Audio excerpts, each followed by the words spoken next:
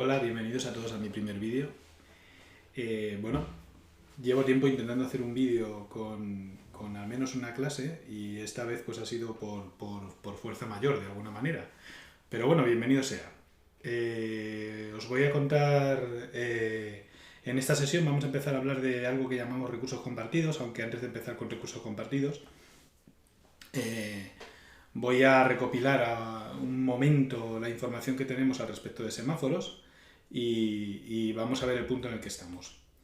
Entonces, os recuerdo básicamente que lo que estamos haciendo con semáforos es intentar implementar un productor consumidor de un solo dato y el esquema genérico que tenemos es algo parecido a esto. Esto es lo que tenemos que hacer, aunque ahora veremos cómo vamos a hacerlo internamente. Pero básicamente vamos a tener un producto que va a estar almacenado en una variable y que va a ser compartida por todos los procesos, y luego pues los procesos van a tener que hacer cosas como por un lado tienen que fabricar, el consumidor lo que tiene que hacer es consumir y lo que van a hacer es comunicarse a través del producto. Y en el caso del productor, lo que va a tener que hacer es almacenar el dato. En el caso del consumidor, va a tener que extraer el dato. Entonces, he expresado la sincronización y la comunicación entre los dos procesos usando la sintaxis que usan Andrews Schneider en sus artículos y en sus libros, que básicamente es el tema este de los angulitos con el await, que ya conocemos cuál es su significado. Y básicamente lo que vamos a hacer es, el productor va a comprobar que P es null y cuando sea null va a guardar su producto, el producto que ha fabricado y que ha guardado en TMP, lo va a guardar en P, mientras que el caso del consumidor lo que va a hacer es, va a esperar que en P haya algo que sea distinto de null, lo va a colocar en su TMP para luego poder consumirlo y finalmente lo que va a hacer es, va a colocar P a null para decir que ya no hay ningún producto. Básicamente ese es el flujo. Bien, esto básicamente lo recogemos en el ejercicio obligatorio número 5, que va a ser la implementación del almacén de un dato con semáforos. El fichero que vais a tener que entregar se llama almacén1.java y el sistema de entrega es el que hemos estado usando durante este semestre. Bueno, básicamente la arquitectura que tiene nuestro sistema es algo como esto. Tenemos un proceso productor, un proceso consumidor, aunque podría haber varios, y de hecho la idea es que juguéis con esa posibilidad. Estudiaros bien el código, estudiad bien los procesos que fabrican y almacenan, estudiad bien el código de los consumidores que extraen y consumen, estudiad bien en qué consiste el almacén 1 y cómo está compartido entre los procesos, y lo que vosotros tenéis que hacer es encapsular toda la sincronización dentro del almacén 1. Es decir, toda esta información y toda esta información y su sincronización y sus operaciones las tenéis que llevar al almacén 1. No estarán en los procesos, porque ni siquiera tendréis acceso a los procesos. Bien, entonces básicamente la arquitectura está definida, la vamos a repasar a través de, empezando desde el main. Tenemos un almacén, lo creamos aquí, hacemos un new, y la parte más importante es que dicho almacén se lo hacemos llegar tanto a los productores como a los consumidores. Y finalmente pues ya se ponen en marcha productores, se ponen en marcha consumidores y nos da todo un poco igual al respecto de terminaciones. No vamos a esperar hasta que terminen. Van a estar produciendo de manera infinita. Bueno, pues básicamente el código de los productores que ya está hecho y está dentro de la biblioteca, se ve ahí arriba, es este de aquí. Este es el almacenamiento. Aquí tenemos la extracción y luego el posterior consumo. Este código, insisto, ya lo tenéis disponible. ¿Vale? Fijaros cómo tanto los productores como los consumidores, cuando reciben el almacén, lo que hacen es que se lo guardan en una variable interna, que es esta de aquí, en un atributo, y en ese atributo está la referencia al almacén. Por lo tanto, el consumidor y el productor tienen exactamente el mismo objeto. Por eso lo están compartiendo. Bueno, básicamente este es el código que os damos y que tenéis que rellenar. Entonces aquí vais a tener que colocar todas las variables que necesitéis para hacer mutex. Aquí vais a tener que colocar, a la hora de almacenar, el código equivalente a hacer la sincronización, es decir, esperar hasta que sea null, y luego ya está aquí el almacenado, que eso lo damos nosotros, y el código de sincronización de los consumidores. Para extraer, pues van a tener que esperar hasta que no sea null y almacenar la información. Os recuerdo una cosa, hay que mantener la exclusión mutua, esto es muy, muy, muy importante. Es decir, aunque aquí no está mencionado, es obvio que hay un recurso compartido, lo podéis ver aquí, este código y este código puede dar lugar a una condición de carrera, potencialmente.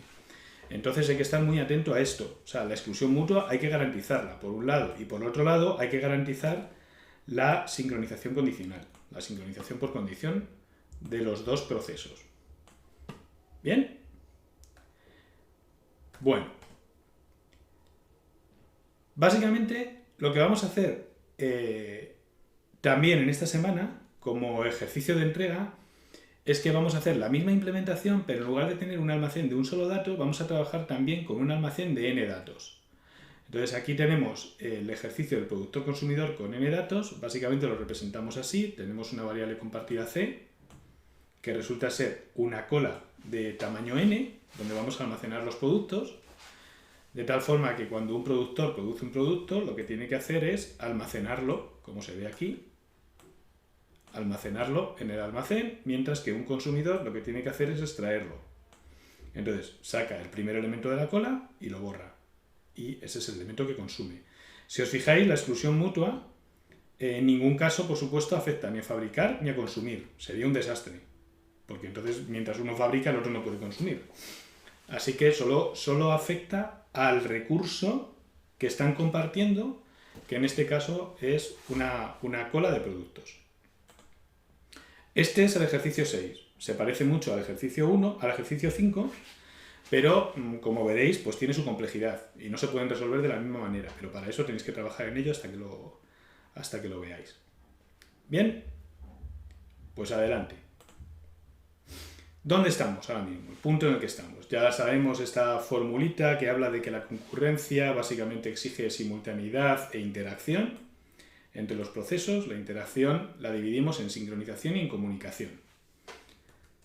Entonces ya sabemos un montón de cosas, sabemos cómo se comunican los procesos con memoria compartida. Estos procesos, cuando hablamos de los procesos, decimos que se comunican y de momento solo hemos estudiado memoria compartida. Y por otro lado está todo el tema de la sincronización. Y la sincronización estamos a medias, estamos trabajando en ello todavía, y la dividimos de momento en dos. En exclusión mutua, por un lado, esa ya la sabemos, y por otro lado la sincronización por condición. ¿Bien? Bueno, ¿qué hemos aprendido en estos días? Pues básicamente sabemos que por un lado tenemos mutex, por otro lado tenemos sincronización por condición, y por otro lado tenemos la columna de cómo de difícil es hacer esto. Entonces ya sabemos que es muy fácil hacer mutex con un semáforo, solo tienes que hacer un semáforo inicializado a 1, hacemos un await y un signal antes y después de la sección crítica y todo resuelto. Como habréis averiguado o como averiguaréis cuando os pongáis a trabajar con los semáforos y con los almacenes de un dato y de n datos, vais a ver que la sincronización por condición es difícil. Entonces depende de las características del problema, pues es más o menos difícil. En los ejemplos de los almacenes es relativamente difícil. Sin embargo, ya cuando empecéis a juntar mutex y sincronización por condición, el problema ya es muy difícil, realmente muy difícil. Entonces va a dar igual si estamos en memoria compartida o en paso de mensajes, porque esta dificultad se va a mantener, y la sincronización es lo más difícil en concurrencia. Bueno, ¿cómo vamos a resolver esta dificultad? ¿Cómo vamos a hacer que vosotros os podáis enfrentar a un problema de programación concurrente con cierta solvencia? Entonces tenemos una solución, que es una solución que hemos ideado dentro de la UPM, que llevamos años trabajando con ellas y que creemos que es bastante útil, y aplicamos un método. Entonces el método básicamente consiste en detectar procesos, esto es muy difícil, pero ya veremos cómo se hace, detectar recursos compartidos. Básicamente vamos a respetar que los procesos solo se comunican entre ellos usando esos recursos compartidos. Vamos a especificar los recursos compartidos de manera formal. Vamos a decir cuál es su estado interno, cuáles son sus operaciones y cuáles son sus condiciones de sincronización. Y vamos a empezar a hacer razonamiento a alto nivel con esa especificación formal, es una especificación matemática. Y finalmente, lo que vamos a hacer es, os vamos a enseñar a intentar generar código siguiendo dichos patrones. Bueno, entonces, lo que empezamos hoy es cómo vamos a poder hacer una especificación formal de los recursos compartidos. Entonces, vamos a ir profundizando en las próximas sesiones, pero de momento vamos a intentar ver qué nos regala esta construcción conceptual que hacemos desde la asignatura. Bueno, antes de comenzar a hablar de recursos compartidos, voy a usar una transparencia para poneros un poco en contexto.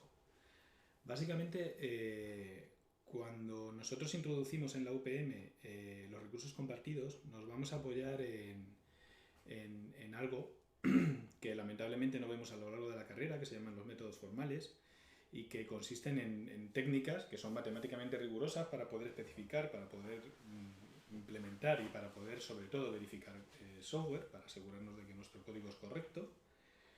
Se usan masivamente para construir software que tiene que ser fiable y que tiene que ser robusto. Estamos hablando, por ejemplo, del software empotrado o el que va en los trenes o el que va en una nave espacial, cosas similares. Básicamente suelen ser métodos que son independientes del lenguaje de programación y que por lo tanto técnicamente se supone que valen para desarrollar en cualquier entorno. Si a alguien le apetece profundizar en esto, quizá los nombres más relevantes o algunos de los nombres más relevantes por su historia pueden ser el método Z, el método VM, VDM y el método B. Entonces echadle un ojo, rascad por ahí y veréis que hay cosas bastante interesantes. También es bastante interesante el trabajo que han hecho desde Microsoft porque tienen una colección de herramientas que la tienen en una web que se llama Rise for Fun. Yo creo que si hacéis clic aquí seguro que os lleva a Rise for Fun, si no buscad en Google porque es lo primero que os va a salir. Y son un montón de herramientas, todas ellas apoyadas en métodos formales para poder hacer pues lo que os digo, especificar, desarrollar y verificar software. Bueno, en otro orden de cosas y más relacionado probablemente con lo que vamos a hacer nosotros aquí, está el trabajo de Leslie Lamport en un libro que se llama Specifying Systems. Entonces, os recomiendo muchísimo que le echéis un ojo a este libro, no tanto porque lo necesitéis para aprobar la asignatura, que no es así, sino porque realmente es un libro muy interesante sobre cómo funcionan los sistemas concurrentes, la semántica que tienen y los razonamientos que se pueden hacer con ellos. Está muy bien escrito, así que ultra recomendable, echadle un ojo. Bien, lo que queremos hacer con los recursos compartidos es razonar a mucho más alto nivel que el que hemos hecho tanto con espera activa como con semáforos. Y ya hemos visto que eso es un poco infernal. Si no lo hemos visto todavía, estáis a punto de verlo mientras vais haciendo los ejercicios. Entonces lo que vamos a hacer es una cosa, vamos a forzar que todas las interacciones entre los procesos se realicen a través de una cosa que vamos a llamar recursos compartidos. Y los recursos compartidos básicamente lo que hacen es que definen acciones atómicas que se pueden ejecutar sobre ellos. En ese sentido, la verdad es que se parecen bastante a los objetos. Pero bueno, hay diferencias muy importantes. Una de ellas es que el efecto de cada acción es global y accesible para todos los procesos de manera inmediata. Si un proceso ejecuta una acción, entonces otro puede percibir el efecto que esa acción ha tenido. Y por otro lado, el efecto de las acciones que se ejecutan es serializable. Eso significa que si dos procesos intentan ejecutar dos operaciones, la acción A1 y la acción A2, el resultado final es equivalente o a que primero lo ejecute uno y luego el otro y se ejecute A1 A2, o que primero se ejecute A2 y luego se ejecute A1. Esa es la semántica de la serializabilidad que llamamos dentro de las acciones de un recurso compartido. Esto todavía estoy un poquito a alto nivel, pero yo creo que se va a entender ahora en cuanto entremos en materia, no os preocupéis. Bueno, otra cosa que vamos a hacer es que vamos a estar usando continuamente este tipo de diagramas para poder representar la arquitectura de nuestro programa concurrente. Las arquitecturas que vamos a tener aquí son desde luego bastante sencillas, pero bueno, tienen su gracia. Y en particular siempre vamos a usar este tipo de representación gráfica. Los procesos son redondos, ya lo habéis visto en mis clases, siempre son redondos. y los voy a pintar de este color. Ya está. Luego lo siguiente que tenemos es el recurso compartido en sí mismo. Esto significa que tenemos un montón de procesos que son incrementadores, un montón de procesos que son decrementadores. Aquí está el contador y estas son las acciones que podemos ejecutar sobre dicho contador. Tiene dos acciones, la acción de incremento para poder incrementar el contador y la acción de decremento.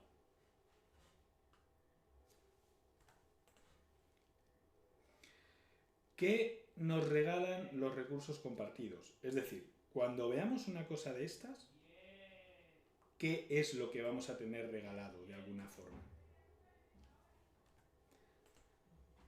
Básicamente, lo primero que tenemos es exclusión mutua, garantizada sobre las acciones, y eso se deriva directamente de que las acciones son atómicas y de que son serializables.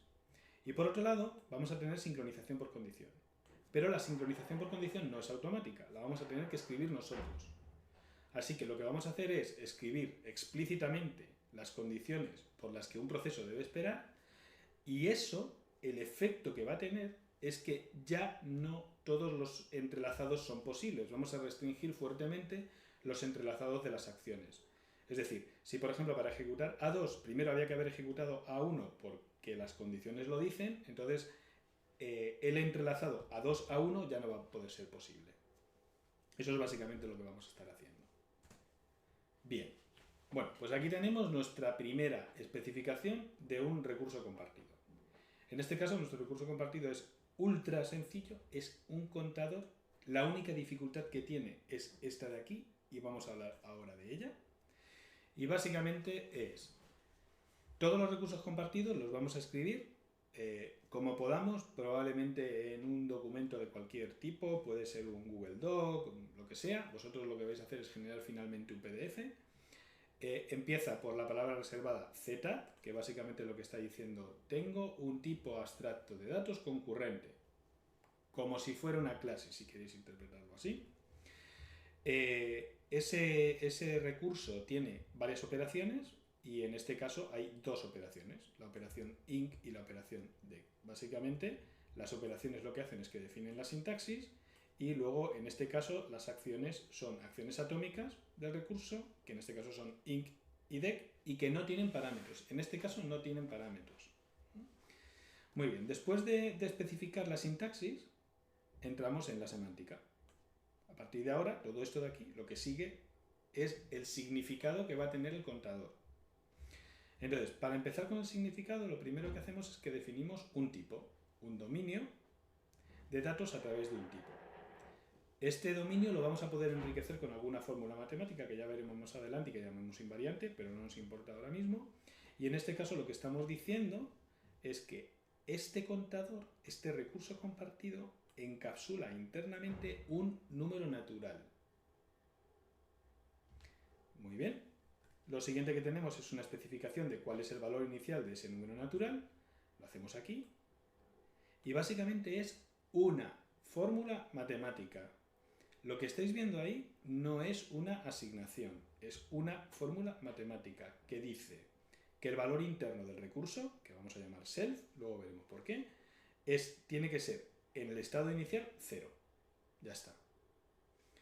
Y luego, por cada una de las operaciones, por cada una de las acciones, aquí vemos que tenemos dos, vamos a especificar tres cosas. La primera, la CPRE, ahora vemos qué es. La segunda, la llamada en sí misma. Y la tercera, la POST. Bien, ¿qué define la CPRE? Bueno, la CPRE básicamente viene de precondición de sincronización o de concurrent precondition o de lo que sea, no importa, porque lo que más me importa es que define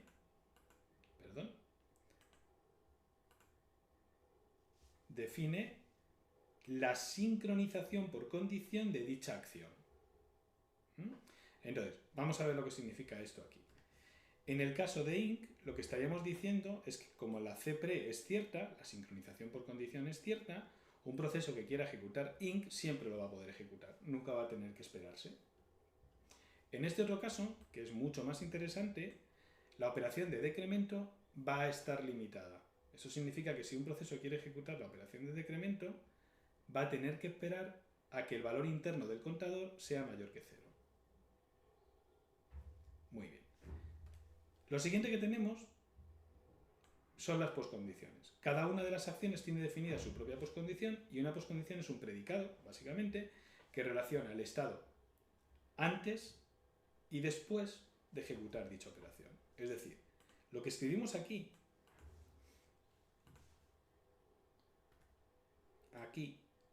y lo que escribimos aquí es una fórmula matemática que relaciona cuál es el estado después de ejecutar con cuál es el estado antes de ejecutar. Entonces vamos a entrar en detalle en estas dos fórmulas, luego las veremos, pero de momento, básicamente, quedaros con lo que os acabo de describir, que es el esquema con el que especificamos los recursos compartidos. Le quedan muchas más cosas, mucha más información y ya la iremos viendo en las próximas sesiones. Bueno, por hacer un repaso. ¿Qué es self en lo que habéis visto antes? Pues básicamente self representa el valor concreto del estado del recurso. Cada recurso tiene un estado interno. El estado interno está definido por el dominio y por el tipo. Y self es como el this de Java, o si alguien está trabajando en Python, es como el self de Python cuando trabajas con clases, de hecho. Bien, ¿qué valores puede tomar self? Pues bueno, puede tomar todos los valores indicados por el dominio. En el ejemplo anterior, self puede tomar todos los valores indicados por los números naturales. Así que toma todos los valores de los números naturales. Puede ser 0, puede ser 1, puede ser 2, 3, etc. Y ya hemos visto que inicial es el predicado que describe el estado de arranque del recurso cuando lo pones en marcha, por decirlo de alguna forma. Bien, y aquí vamos a dar un salto bastante importante. Vamos a empezar a hablar de autómatas. Básicamente, para poder razonar con mis recursos compartidos y con los procesos, lo que vamos a hacer es, vamos a recurrir a interpretar un recurso compartido como si fuera un autómata. Entonces, en el caso anterior, cada estado del autómata va a ser un posible estado de self, es decir, un número natural. ¿Qué ocurre? Pues que el estado inicial, especificado en el predicado inicial, tiene que ser el 0, pero otro estado es el 1, otro estado es el 2, y así sucesivamente. Así que cuando cogemos y definimos el dominio, lo que estamos definiendo es un conjunto de estados en los que puede estar el autómata. ¿Qué pasa con la CPRE? ¿Qué dice la CPRE? Bueno, pues cada acción, ya hemos visto que tiene una CPRE, es un predicado que establece si el estado del recurso es apropiado para poder ejecutar la acción. Lo más importante, si no lo es, el proceso que intenta ejecutarla lo que va a hacer es que se va a quedar parado. Y se queda bloqueado hasta que el predicado se cumpla. Cuando el predicado se cumple, puede ejecutar. Por supuesto, hay un montón de situaciones en las que pudiera ser que una acción hiciera ciertas las CPREs de otras acciones. Y si hay procesos esperando, entonces habrá que elegir a uno de ellos. No sabemos cómo, probablemente de manera no determinista, y profundizaremos en ese problema más adelante. Se parece mucho a cuando un proceso ejecuta un signal en un semáforo y hay varios procesos que están en el N-Way. Entonces, si volvemos a los autómatas, ¿qué significa una CPRE dentro de los autómatas? Pues básicamente, si la CPRE es cierta para un estado del recurso, entonces significa que va a haber una posible transición de ese estado a otro estado usando esa acción. Entonces, si vemos esto escrito así, veremos que en la acción de DEC tenemos que si self es igual a 0, si estoy en el estado 0, entonces no se cumple la CPRE. Y como no se cumple la CPRE, resulta que desde el estado 0 no puedo ejecutar la operación de DEC, de decrementación. Entonces puedo ejecutar incrementos en cualquier estado, puedo ejecutar decrementos en cualquier estado, pero justo en el estado 0 no voy a poder ejecutar la acción DEC. Entonces esto es lo que significa la CPRE dentro de mi autómata que representa el recurso compartido. Esta transición está deshabilitada, vaya donde vaya. Estas todavía no sé dónde van, porque estoy construyendo ahora mismo el autómata. Bien, ¿qué pasa con las poscondiciones? Bueno, pues cada acción tiene su propia poscondición, es un predicado que especifica el efecto de una acción mediante la relación entre los estados antes y después de ejecutar la acción. Vamos a ver el ejemplo del post del contador para DEC, que es como muy relevante.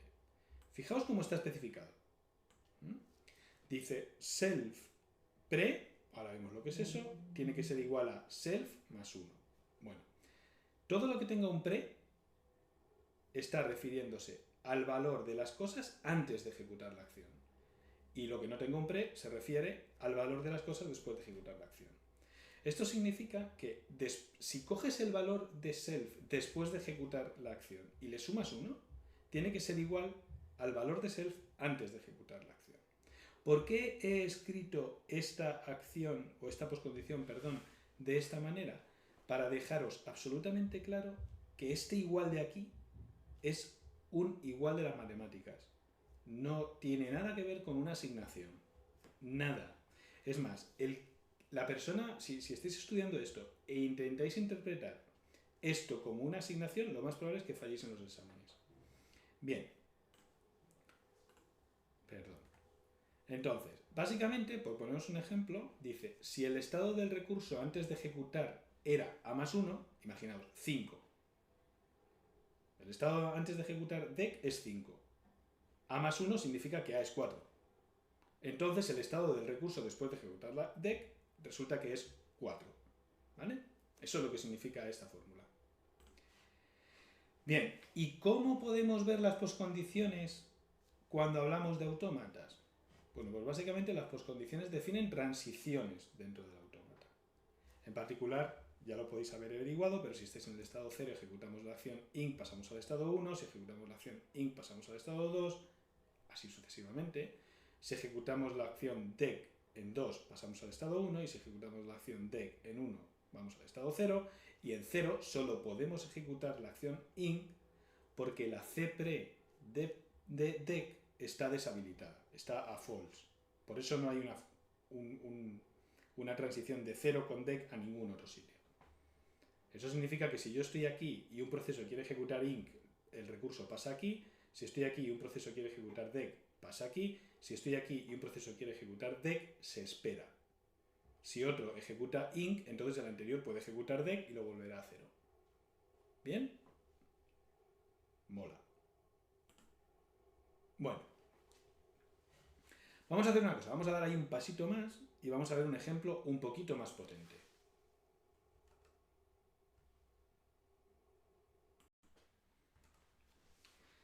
Entonces, os recuerdo, lo que vamos a hacer prácticamente con cualquier problema de concurrencia es que lo vamos a intentar representar su solución, su arquitectura, usando un diagrama de interacción de recursos y procesos.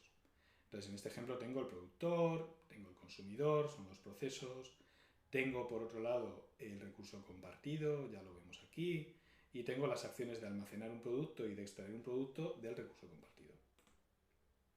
Además, he introducido una sintaxis visual nueva para poder hablar de cosas que no nos afectan a nivel de comunicación entre los procesos.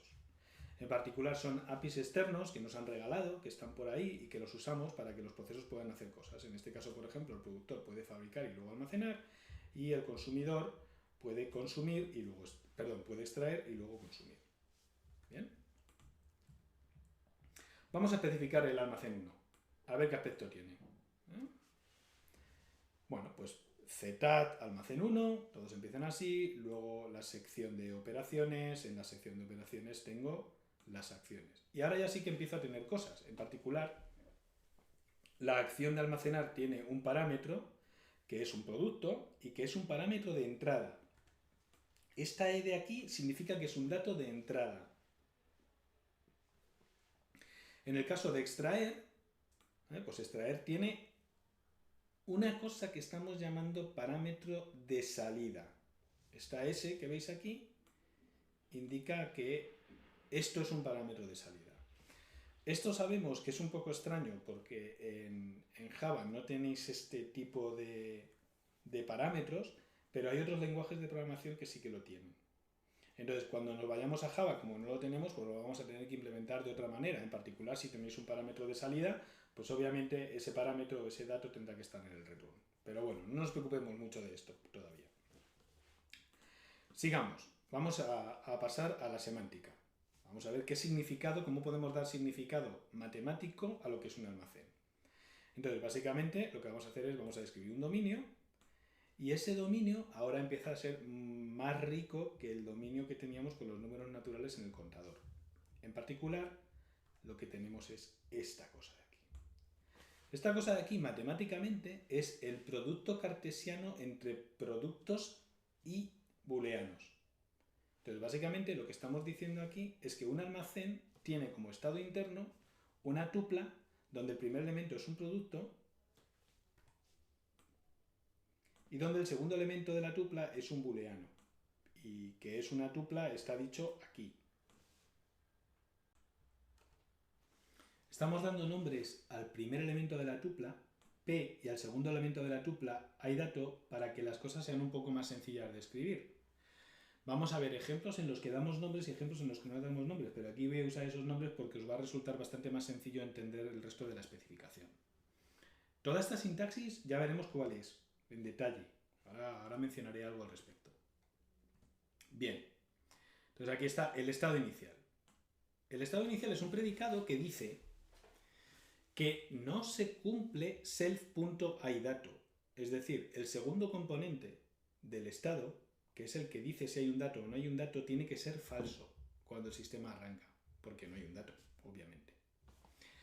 Entonces, ahora tengo las operaciones de almacenar por aquí, tengo la acción de extraer por aquí. Como estáis viendo, estoy usando el término operación y acción de manera completamente sinónima. Entonces, bueno, intentaré usar acción porque es más razonable desde mi punto de vista, pero de vez en cuando se me va a escapar operación y bueno, pues no pasa nada. Supongo que podéis hacer la traducción vosotros. Muy bien. ¿Qué ocurre? Para poder almacenar, ¿qué condición se tiene que dar? Bueno, pues el estado del recurso tiene que tener a false el segundo componente, y entonces lo escribimos así. Básicamente eso dice que no hay dato. Si no hay dato, entonces puedo almacenar. Y ahora, ¿cuál es la condición que dice qué ocurre después de haber ejecutado la operación? Bueno, pues básicamente después de haber ejecutado la operación de almacenar, self.iDato se cumple, es true, y además se cumple que self.p, es decir, el primer componente del recurso, de la tupla que representa el recurso, tiene que ser igual a p'. Esta p de aquí, muy atentos todos, esta p' de aquí es el parámetro que me han pasado. ¿Bien? Bueno, como podemos ver en la especificación de extraer, aquí hay un error que voy a corregir inmediatamente. Clico, aquí está, corregido. Bueno, entonces, como vemos, vamos a ver la especificación de extraer, de la acción de extraer, que lo que nos dice es que si un proceso quiere ejecutar esta acción, lo primero que va a pasar es que se va a comprobar si se cumple la CPRE. Y entonces en este caso la CPRE dice self.iDato, es decir, para poder extraer tiene que haber un dato. Es decir, el segundo componente de la tupla tiene que ser true, tiene que ser cierto. Bien. Una vez que se ha comprobado eso, si eso es así, entonces pasamos a que se ejecute la acción y el efecto de la acción se refleja en este otro predicado, que básicamente lo que dice es, después de ejecutar la operación, self.iDato tiene que ser false. No se cumple, no.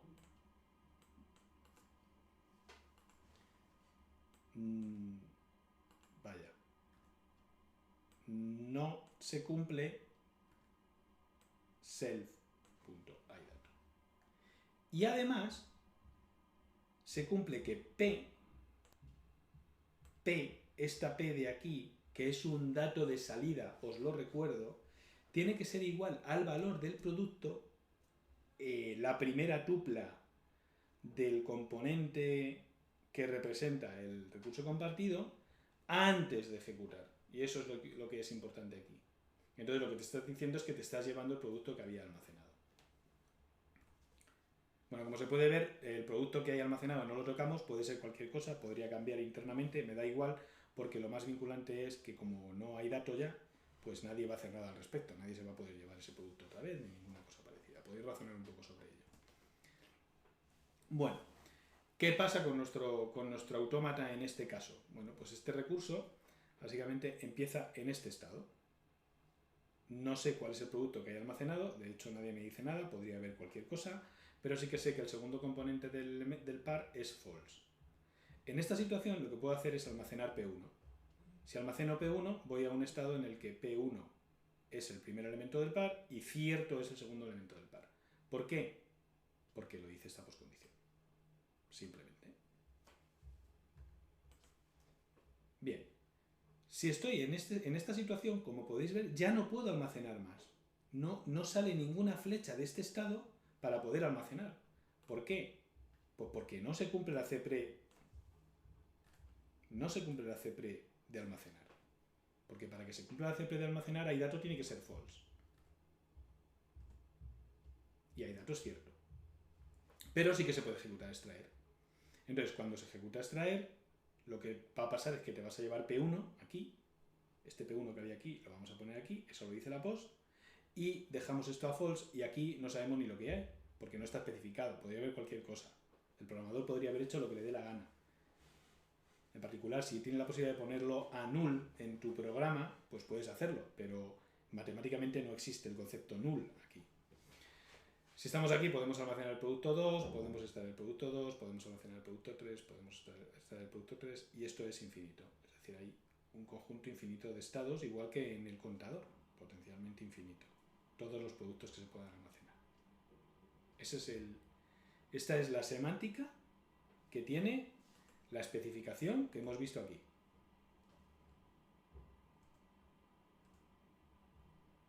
¿Bien? Bueno, esta es la última transparencia y básicamente lo que tenéis que hacer en casa es leeros un documento que tenéis disponible a través de nuestra web, donde es un documento, pues no sé, tendrá como unas 20 páginas, donde se describe cómo se especifican recursos compartidos, donde hay varios ejemplos y donde hay información sobre la sintaxis que vamos a estar utilizando a lo largo de la asignatura. Bueno, pues ya está. Esto es todo.